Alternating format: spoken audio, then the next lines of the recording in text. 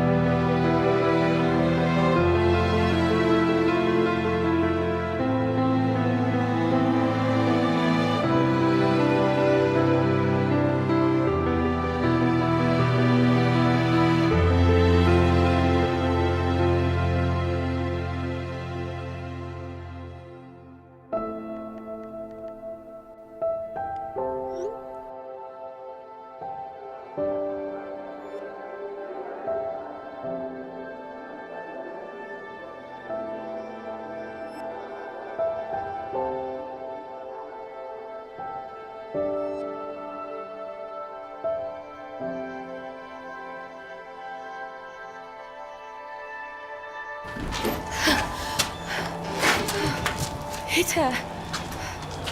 Zurich.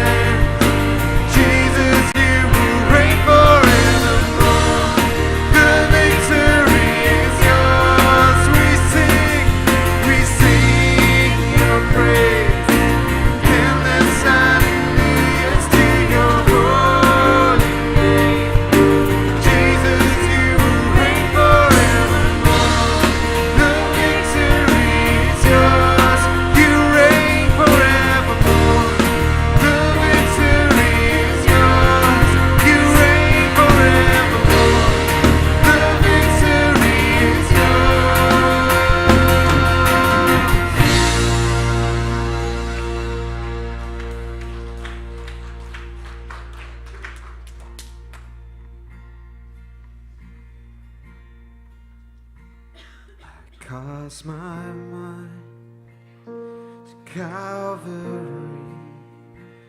where Jesus bled and died for me.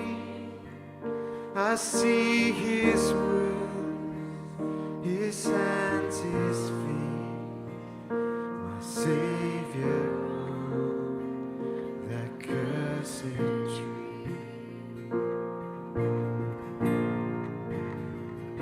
His body bound and drenched in tears, they laid him down in Joseph's tomb, the entrance sealed by heavy stone. Messiah still and all alone.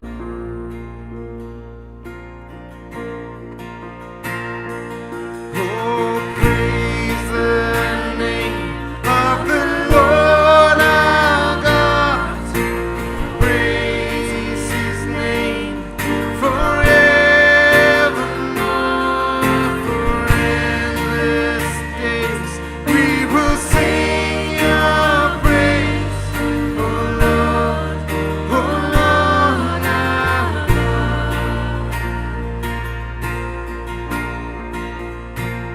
Then on the third, at break of dawn, the Son of Heaven rose again.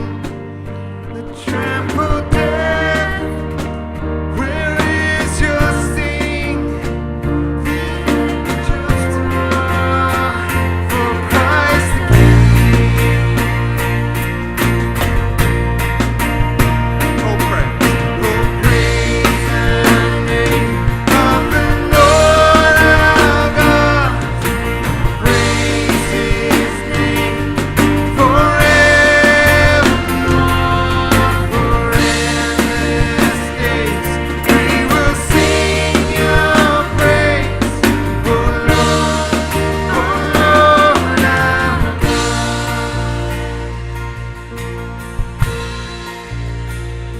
Shall return in robes of white, the blazing sun shall pierce the night, and I will rise among the saints, my gaze transfixed on Jesus' face.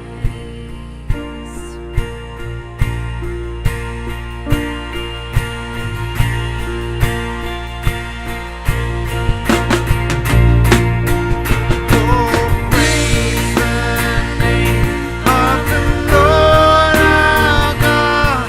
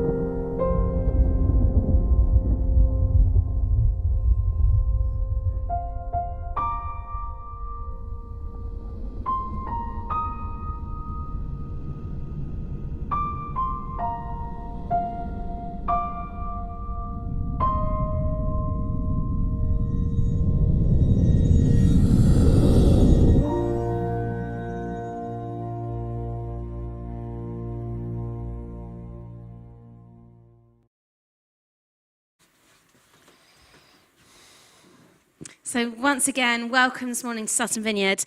My name is Hannah. I'm the assistant pastor here. And very excitingly, our new senior pastors, Julian and Libby, will join us from next month. If you're thinking about connecting with us as a church, we would love you to do that. Just have a word with one of the welcome team who are wearing the green hoodies that say welcome on them. They'd love to chat to you after service and answer any questions you have. Or you can fill in an online welcome card that you can find on our website. There's QR codes and it's also on our app. Just a quick plug, if you have heard about Popbound, there is space for you to sign up, so please do that if you're interested, or speak to Wendy or Alison if you have any other questions. So now we're going to take a very short break as the youth go to their groups. We will be passing around some Easter-themed chocolate. Please do take one or two if you are feeling chocolatey. And while we do that, please say hello to someone you know and hello to someone you don't know, and we will be back again in a couple of minutes.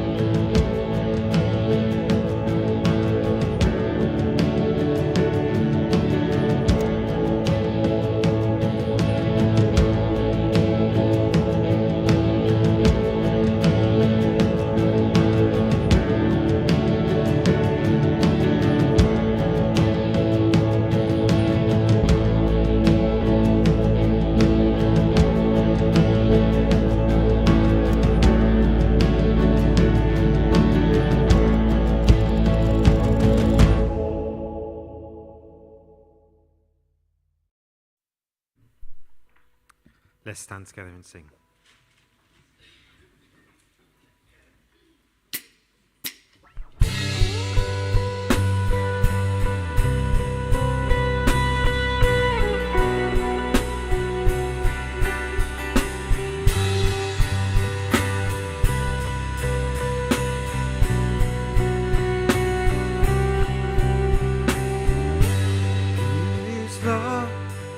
As the ocean, loving kindness as the flood, where the Prince of Life, our ransom, shed for us his precious blood.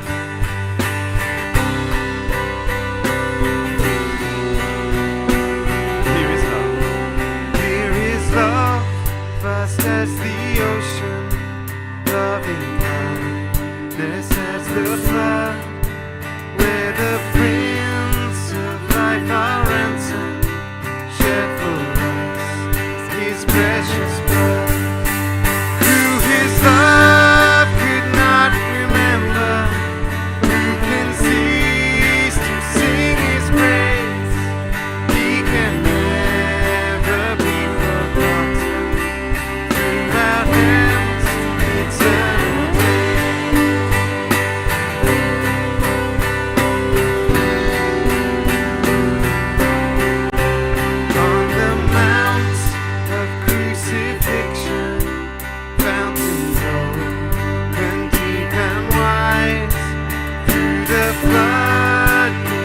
God's mercy, full and vast and gracious light, grace and love like mighty rivers, poured incessant from above, and His peace and perfect justice, is the gift, grace and love, grace and love like mighty rivers, poured incessant from above, and His peace and perfect justice is the guilty world of love. Who His love could not remember, who could cease to sing His praise? He will never be forgotten throughout heaven's eternal days.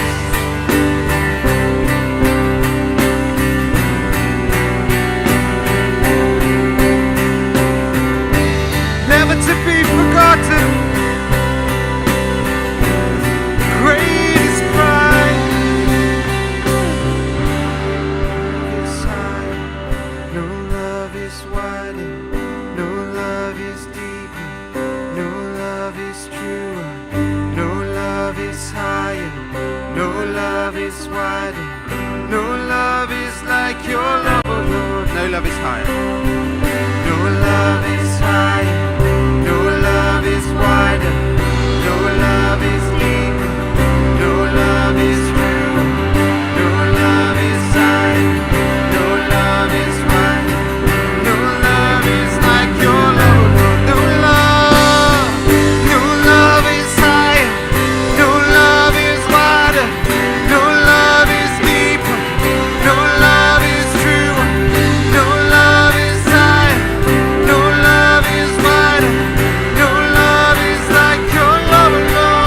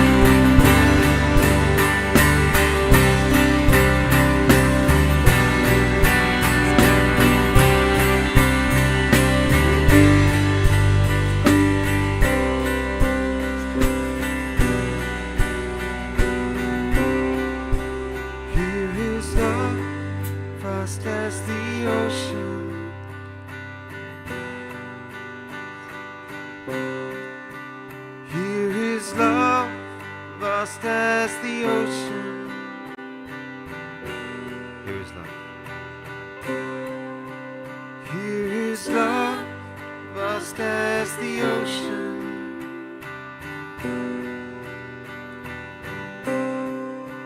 Here is love, vast as the ocean.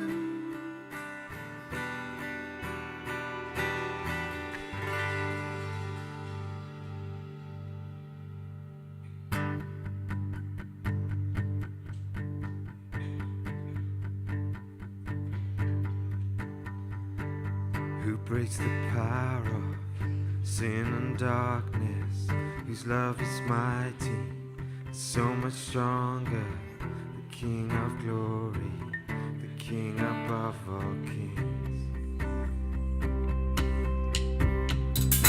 Who brings the whole earth with holy thunder, and leaves us breathless in awe and wonder, the King of glory, the King above all kings. This is amazing grace. This is unfailing love, that you would take my place, that you would bear my cross, you would lay down your life, that I would be set free. Oh, Jesus, I sing for all that you've done for me.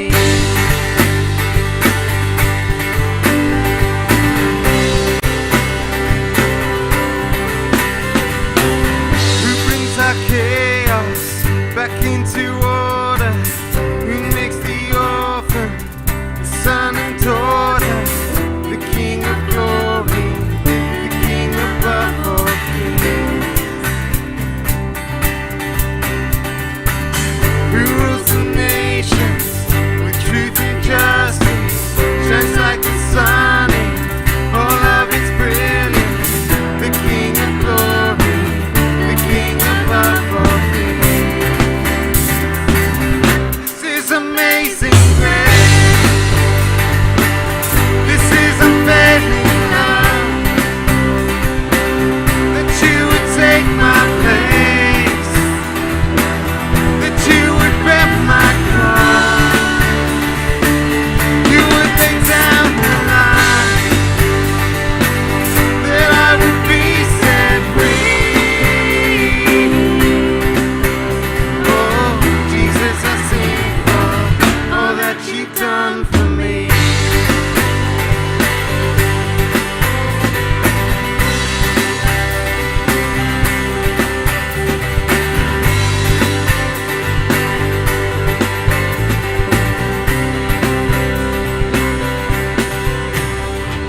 Worthy is the Lamb who was slain. Worthy is the King who conquered the grave. Worthy is the Lamb who was slain.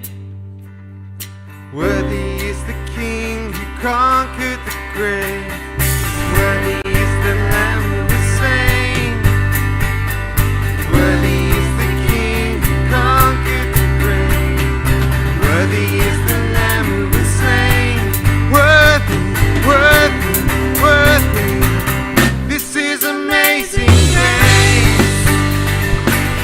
This is unfailing love, that you would take my place,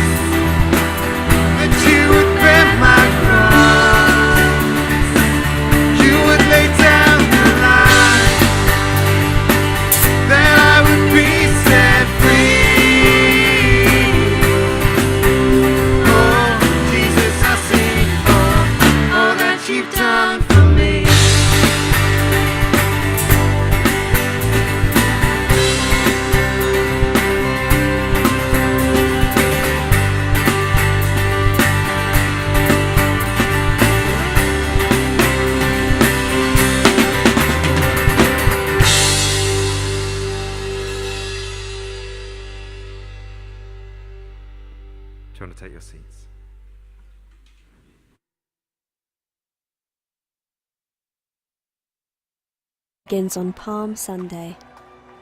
Jesus entered Jerusalem on a donkey. The crowds shouted, "Hosanna! Blessed is he who comes in the name of the Lord." They waved palm branches and laid their cloaks on the ground. A few days later, Jesus and his disciples were sharing the Passover meal. Jesus predicted that one of them would betray him, and his disciples were shocked and saddened. Jesus broke the bread and said, "This is my body, broken for you." Then he took the wine and said, "This is my blood of the covenant, poured out for many." Jesus said to Peter, "Before the cockerel crows this very night, you will disown me 3 times." But Peter insisted, "I am willing to die with you, Jesus. I will never disown you." Jesus and his disciples went out to the Garden of Gethsemane. Jesus asked his disciples to keep watch while he prayed. "Abba, Father," he said, "everything is possible for you. Take this cup from me, yet not what I will, but what you will." Then Judas came to betray Jesus to the Jewish leaders. Jesus was arrested and the disciples ran away. The Jewish leaders put Jesus on trial before the high priest. Even though Jesus was innocent, he didn't defend himself from the false accusations made against him. When the high priest asked Jesus, "Are you the Messiah?" Jesus answered, "I am." Then the high priest condemned Jesus to death and beat him. While Jesus was on trial, Peter was in the courtyard below. 3 times people asked Peter if he knew Jesus, but 3 times Peter denied knowing him. Then the cockerel crowed, and Peter remembered what Jesus had said, and he wept. Jesus was then taken to Pilate, the Roman governor. Pilate knew Jesus was innocent, but the crowd shouted, "Crucify him! Crucify him!" And Pilate was afraid. So Pilate let Barabbas, a murderer, go free instead of Jesus. They dressed Jesus in a purple robe and a crown of thorns. Jesus was crucified on Good Friday with a thief either side of him. At 12 o'clock, in the middle of the day, darkness came over the whole land for 3 hours. Jesus cried out, my God, why have you forsaken me?" Then he breathed his last. When the Roman centurion saw how Jesus died, he said, "Surely this man was the Son of God." After Jesus died, his body was placed in a tomb, and a heavy stone was rolled across the entrance. When the Sabbath was over, Mary and the women came early on Sunday morning to anoint Jesus' body, according to the Jewish custom. But when they got there, the stone had been rolled away, and the tomb was empty. An angel told them the good news. Jesus is not here, he has risen from the dead.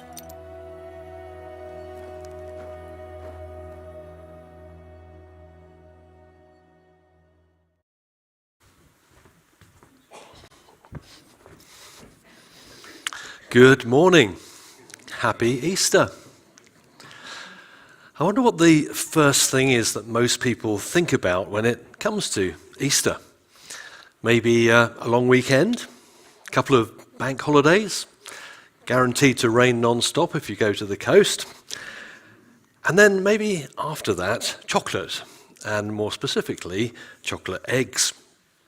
I did a bit of academic research, otherwise known as Googling, and apparently the first chocolate Easter egg was made by Fry and Sons in 1873.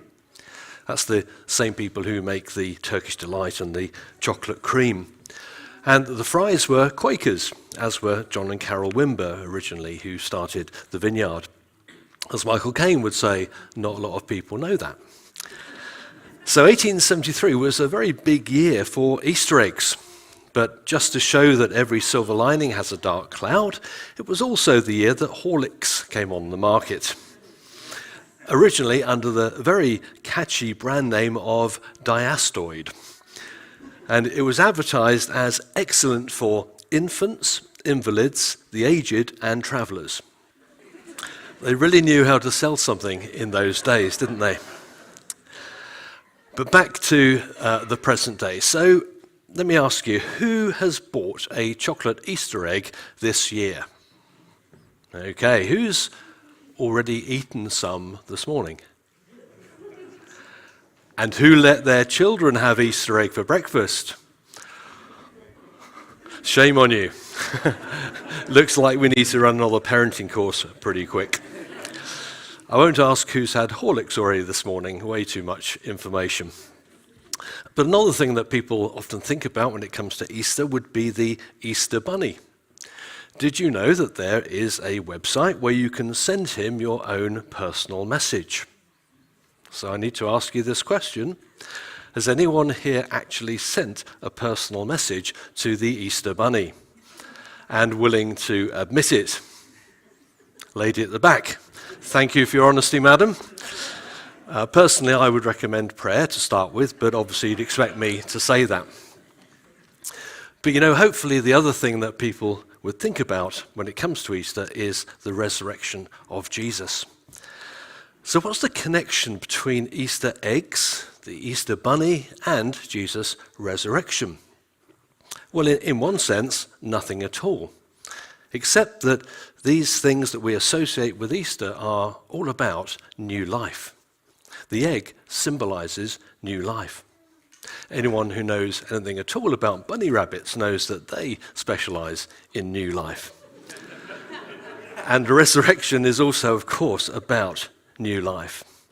Our word Easter comes from a Saxon word, estra, from which we get estrogens or estrogens, the reproductive hormones. But when the early Christians chose a symbol for their faith, they didn't choose an egg or a bunny rabbit. They chose a cross, which seems a bit odd, doesn't it, when the cross is actually all about death. But of course, that cross isn't the end of what happened at Easter.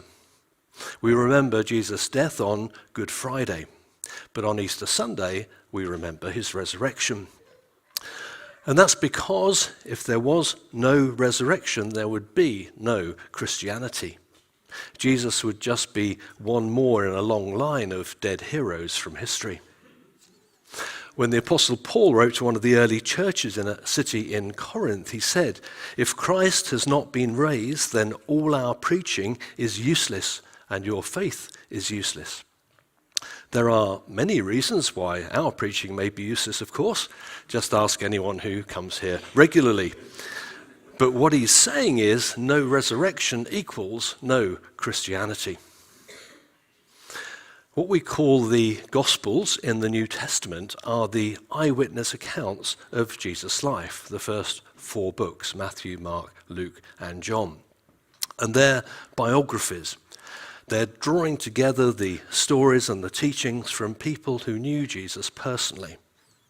And they all describe the crucifixion and the resurrection. And they all talk about people meeting with Jesus after the resurrection. Not a vision of Jesus or a dream or a paranormal encounter, but a real life person. A resurrected Jesus who spent time with them and walked with them and talked with them and even ate meals with them. On one occasion, Jesus cooked breakfast for them.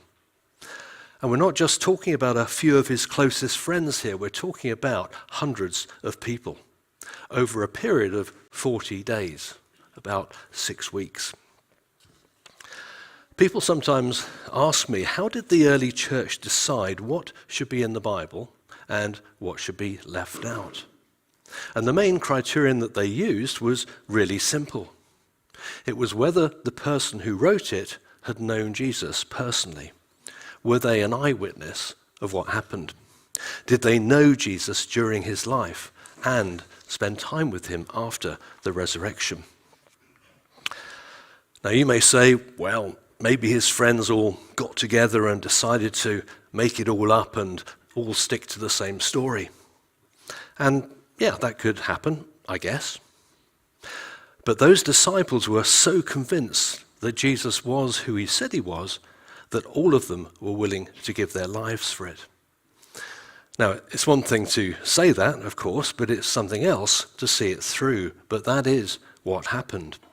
They were tortured and killed because they refused to lie about what they'd seen and what they knew, that Jesus had risen from the dead. For them, the resurrection changed everything. When Jesus was arrested, all his friends ran away. It wasn't just Judas who famously let him down. They all abandoned him at that moment. Even the closest friends like Peter. That evening that Jesus was arrested, Peter lied to people 3 times about even knowing Jesus. The disciples had spent about 3 years traveling around with him, seeing the miracles and the healings and listening to him speaking and experiencing firsthand his love and his kindness and his compassion for people. They knew him really well as a friend and as a person. But at that moment, they thought that it was all over when Jesus was arrested and sentenced to death. You may say, well, maybe those Roman soldiers made a mistake when they crucified him. Maybe Jesus wasn't really dead after all. Maybe he survived that torture and the crucifixion and that spear that they pierced the side of his body with to double check that he was dead. Maybe the people who embalmed the body and wrapped it in cloths like a mummy, maybe they made a mistake as well. Maybe Jesus was up and about again, right as rain, after 3 days in the tomb, with no food, no water, and no medical treatment. Walking around after that just as if he'd never been crucified in the first place. Maybe, but I think it takes a lot of faith to believe that. I think those soldiers who did the execution knew exactly what they were doing, because they were pretty good at it. The Roman legions crucified at least 30,000 people. They knew what death looked like. They didn't make mistakes. For those disciples, the reality of the resurrection changed everything. So much so that all but one of them were martyred for their faith. And the reason they were killed? Because they'd seen Jesus die, but they just spent the best part of 6 weeks with him 100% alive again 3 days after. And they wouldn't keep quiet about it, which upset a lot of very powerful people.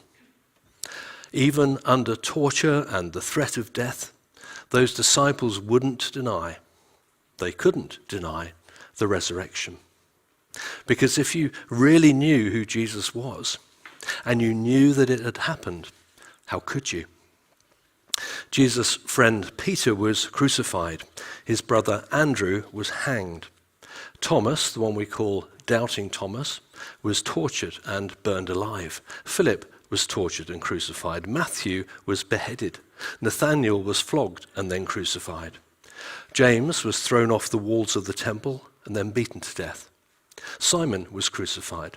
Thaddeus was beaten to death. Matthias was stoned while being crucified. And Paul was beheaded in Rome by the Emperor Nero. John is the only one who died a natural death, although some accounts say that he was thrown in boiling oil, which obviously would have scarred him for life. All of that is a heavy price to pay for a religion that you've invented with your mates. Any one of them could have saved themselves by denying Jesus' resurrection. Now you may say, well, why should we take the Bible's word for all this? Well, one good reason is because when they wrote what they wrote, they had no idea that it would end up in something called the Bible.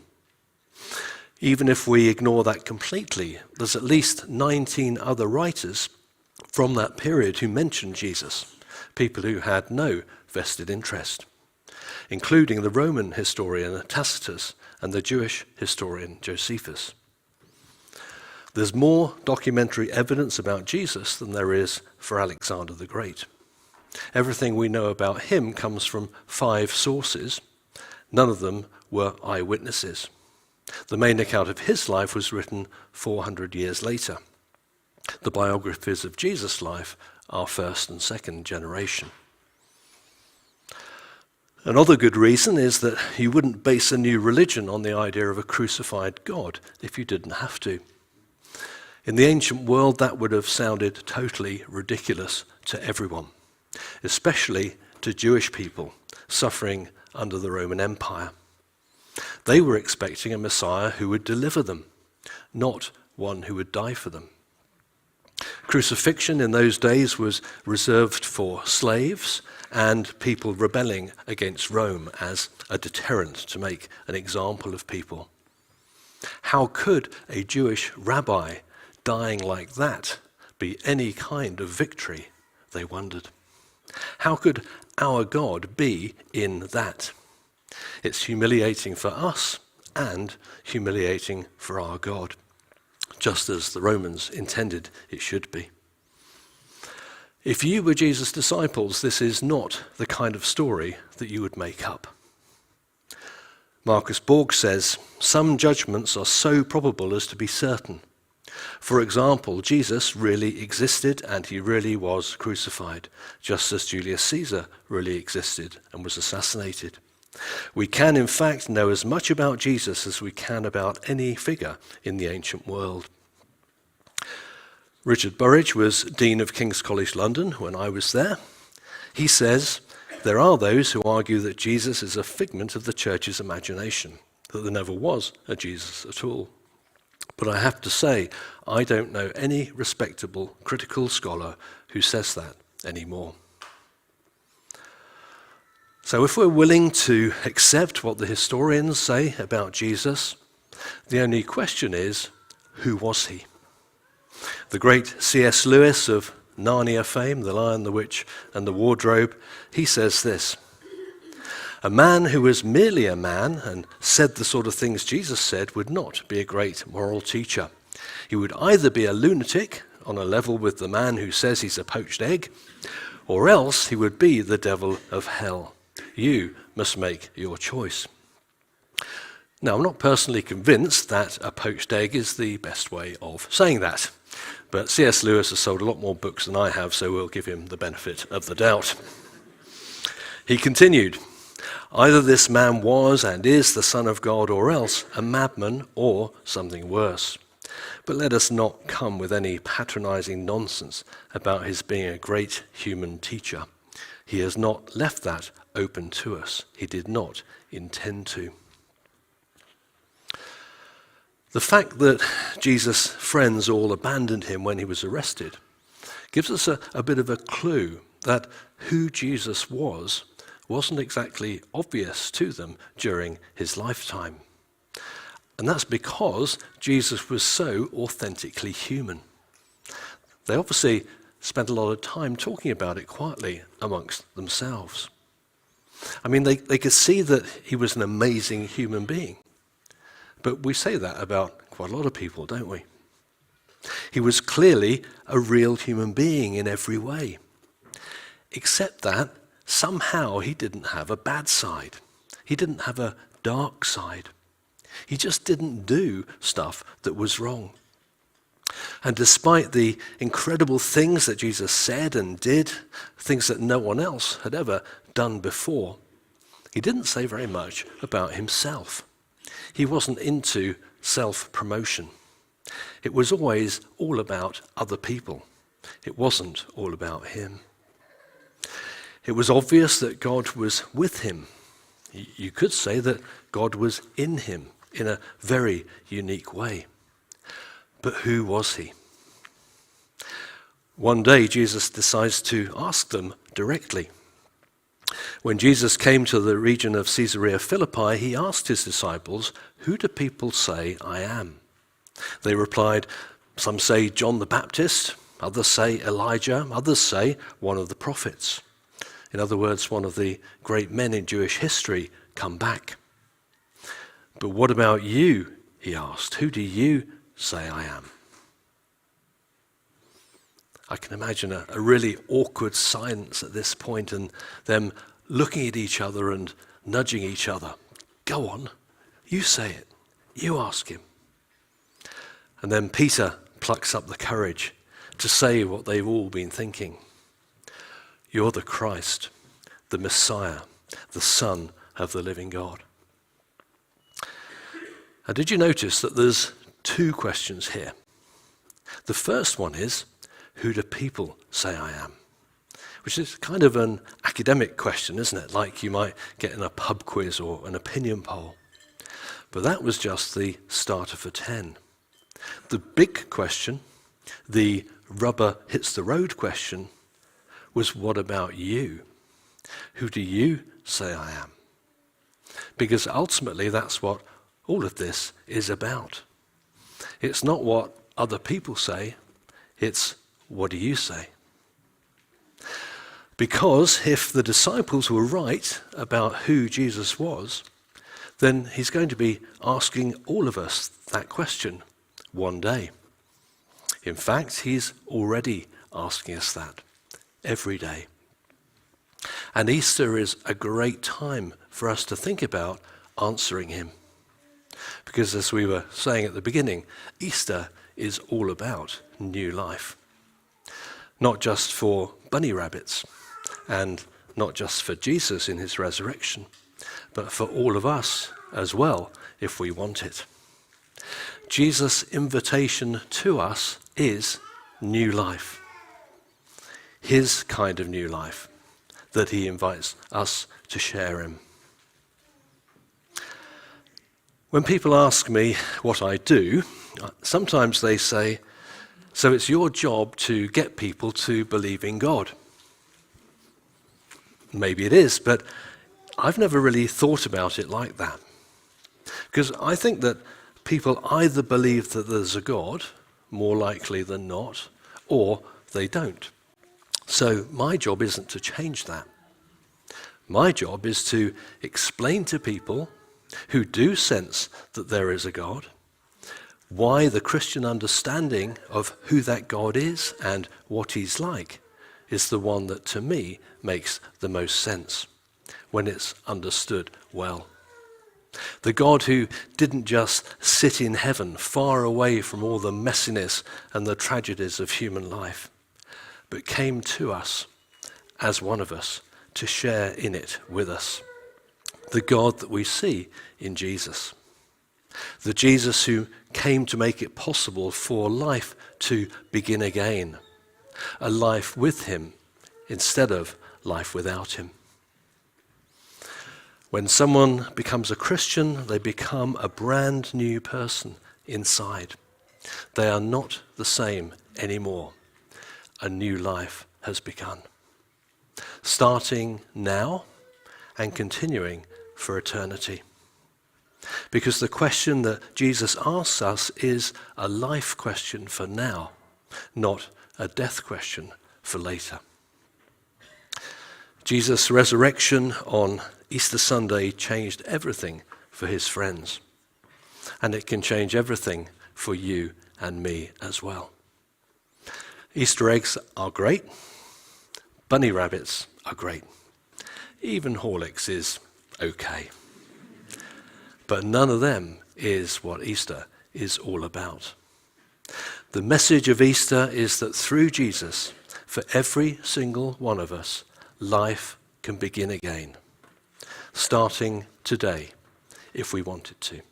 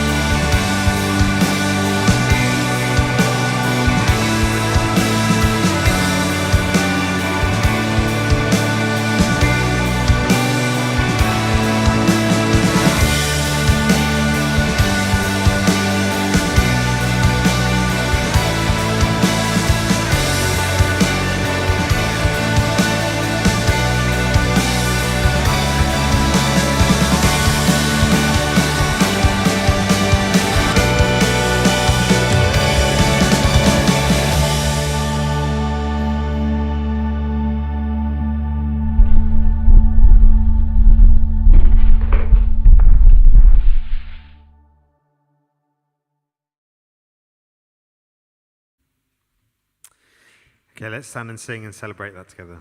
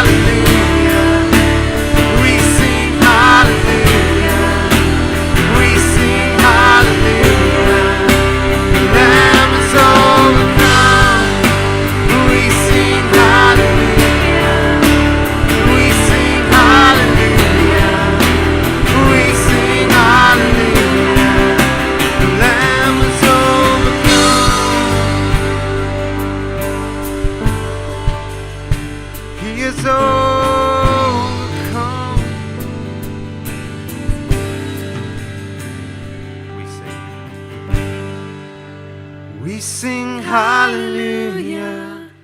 We sing hallelujah. We sing hallelujah.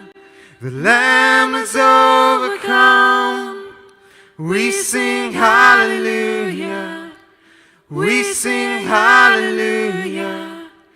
We sing hallelujah. The Lamb has overcome.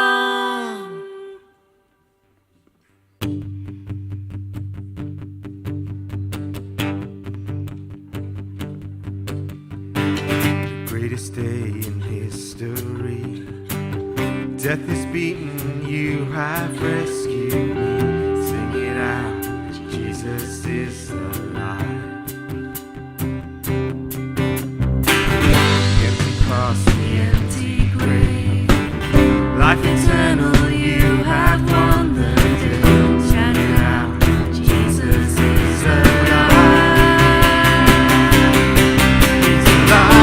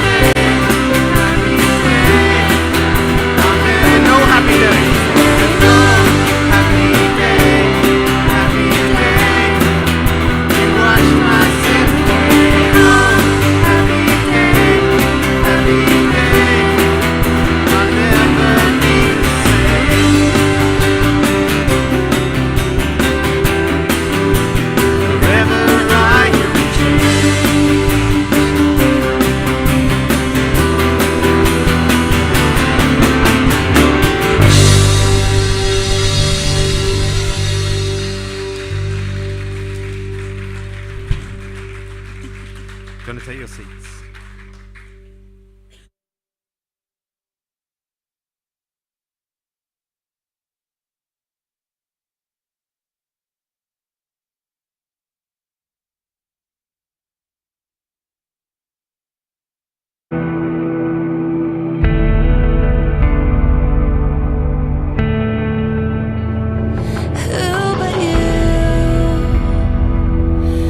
Breathe and leave a trail of Galilee.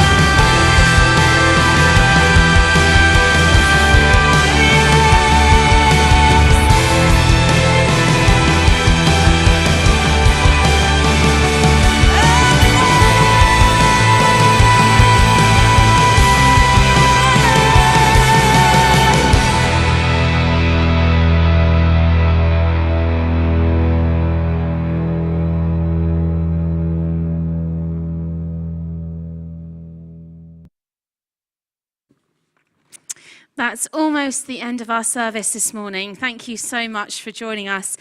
Now, we always end our services with the opportunity for prayer. So if you would like someone to pray with you about anything at all, whether it's for healing or anything else, we would love to do that. Just come down to the front here and speak to one of us, and someone from the team will be delighted to pray with you.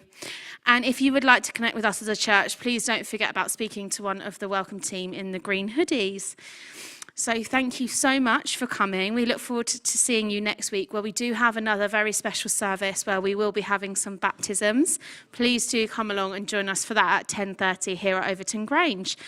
Now, if you have kids, please don't forget to go and collect them and take some more chocolate on the way out. And we do have some hot cross buns and Easter biscuits over at Hospitality. So grab yourself a coffee and something nice to enjoy with some friends. So thank you so much for coming, and see you next week.